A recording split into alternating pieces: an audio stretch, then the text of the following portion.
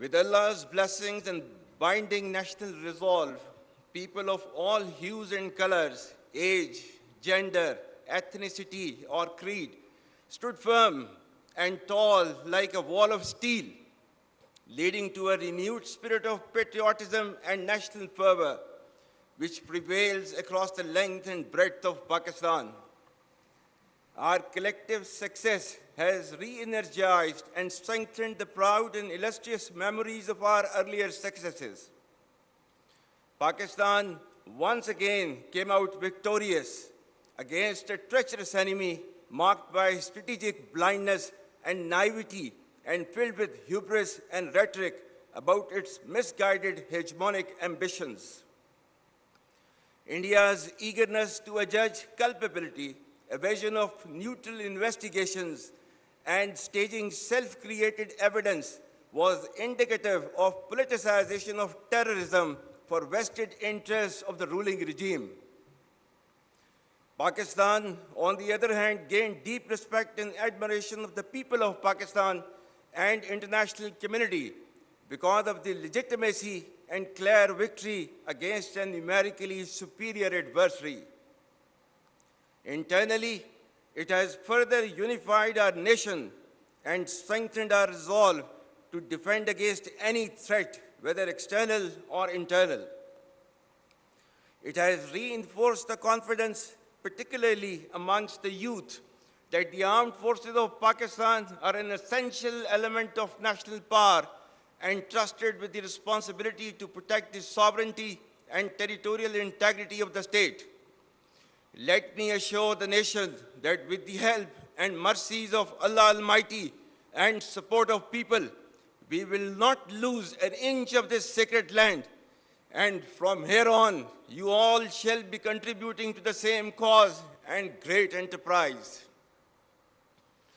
I very proudly salute the valor of the people of Pakistan, every soldier, sailor, airman, the brave men, women, children, and elderly who laid their lives during these testing times, and to the Ghazis who fought with utmost conviction to defend the motherland at all cost. The national leadership, bureaucracy, scholars, scientists, media, academia, and most importantly, the youth deserve rich tribute for standing firmly against aggression. Our Shohda, who have sacrificed for the creation and later preservation of this great country, deserve highest recognition. We owe our deepest respect for the martyrs and their families, because of whom we enjoy freedom and independence. You are the heirs of martyrs. Live worthy of their memory. My dear cadets, you should all be absolutely proud of the fact that you are being commissioned in one of the finest armies across the world, which is second to none, respected by all and sundry. This demands your absolute loyalty to Pakistan, to the armed forces, and the sacred task being entrusted onto your shoulders. It warrants highest standards of courage, conviction, discipline, and professionalism. It demands your blood and toil and consistent hardship rise up to the expectations of the people of Pakistan and to the standards commensurate to the trust reposed in you. Remember, our enemies are hell-bent upon driving a wedge between our people and armed forces for their ulterior motives. Let me remind them that the bond between the people and armed forces is unshakable. For you all, nothing should be more sacred than the safety and security of the people of Pakistan, and no duty more binding than the defense of our beloved motherland. Ladies and gentlemen, the defense doctrine of Pakistan is predicated on credible deterrence and perpetual readiness, encompassing the full spectrum of capabilities. As a professional standing army, our conventional prowess through constant doctrinal and technological evolution has been optimized into a dynamic, integrated, and adaptive force. You should all understand the need for intellectual readiness and technological advancements, embrace innovation, lifelong learning, and adaptability to meet modern threats. The battle-hardened army, which has fought for over 2 decades in the sub-conventional domain, has successfully displayed its capabilities in conventional domain as well by delivering a swift and decisive blow to the adversary. Should a fresh wave of hostilities be triggered, Pakistan would respond much beyond the expectations of the initiators. With diminishing distinction between combat and communication zones, the reach and lethality of our weapon systems will shatter the misconceived immunity of India's geographic vastness. The deeply hurting retributive military and economic losses inflicted will be much beyond the imagination and calculations of the perpetrators of chaos and instability. I advise and firmly caution the Indian military leadership that there is no space for war in a nuclearized environment. Settle the core issues with Pakistan as per the international norms on the basis of equality and mutual respect. We will never be intimidated nor coerced by your rhetoric and shall respond decisively beyond proportions to even a minor provocation without any qualms.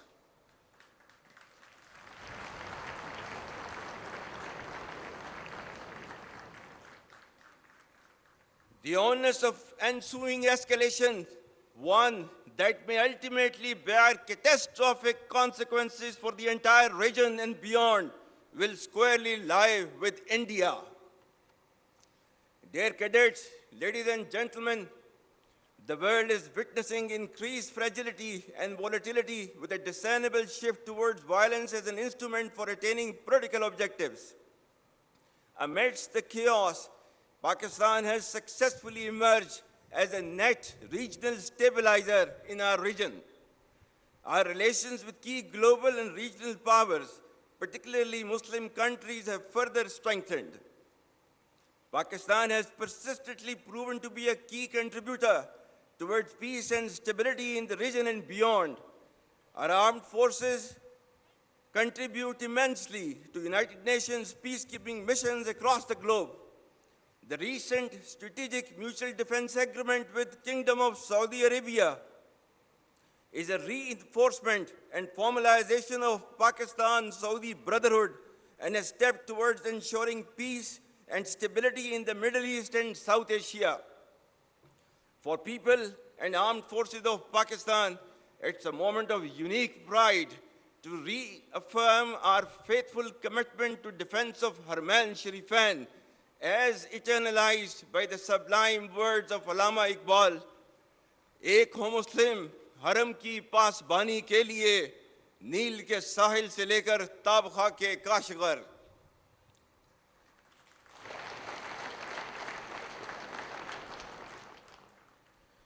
Pakistan has also made humble contributions towards peaceful steering of the negotiations with Iran. Our relations with all other Muslim countries are thriving at an exponential pace. Most significantly, we stand proud of our historic and all-weather strategic cooperative partnership with People's Republic of China. Re-energization of strong and growing relations with the United States of America is an encouraging and welcome development. President Trump's personal efforts and strategic leadership to bring peace to multiple conflict-prone areas of the world are really praiseworthy. We will further nurture these relations with key global and regional players for the interest of peace, security, and development. Ladies and gentlemen, having failed in its belligerence against Pakistan in Operation Marka-e-Haq, India continues with state-sponsored terrorism as a preferred policy.